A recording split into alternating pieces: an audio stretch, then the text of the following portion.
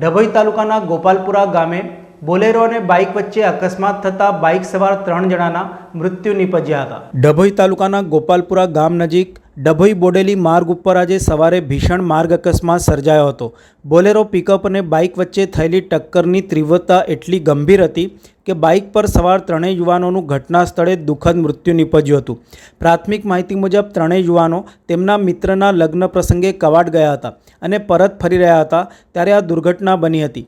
ઘટનામાં મોતને ભેટેલા યુવાનોના નામ હરેશભાઈ રામસિંહભાઈ રાઠવા, સુરેશભાઈ નેસિંગભાઈ રાઠવા અને મુકેશભાઈ શનાભાઈ રાઠવા તરીકે ઓળખાયા છે।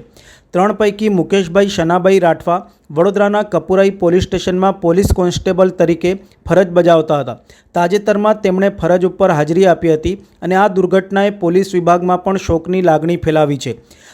અકસ્માત એટલો ઘાતક હતો કે બોલેરો પિકઅપમાં સવાર લોકો પણ ઇજાગ્રસ્ત થયા છે। જો કે તેમની ઇજાઓ સામાન્ય હોવાનું જાણવા મળ્યું છે અને તેમને તાત્કાલિક સારવાર માટે નજીકની હોસ્પિટલમાં ખસેડવામાં આવ્યા છે। ઘટનાની જાણ થતાં ડભોઈ પોલીસે તાત્કાલિક ઘટના સ્થળે દોડી જઈ તપાસ શરૂ કરી છે। અકસ્માતના સાચા કારણો જાણવાના પ્રયાસો ચાલી રહ્યા છે। સમગ્ર વિસ્તારમાં શોકનું મોજું ફરી વળ્યું છે।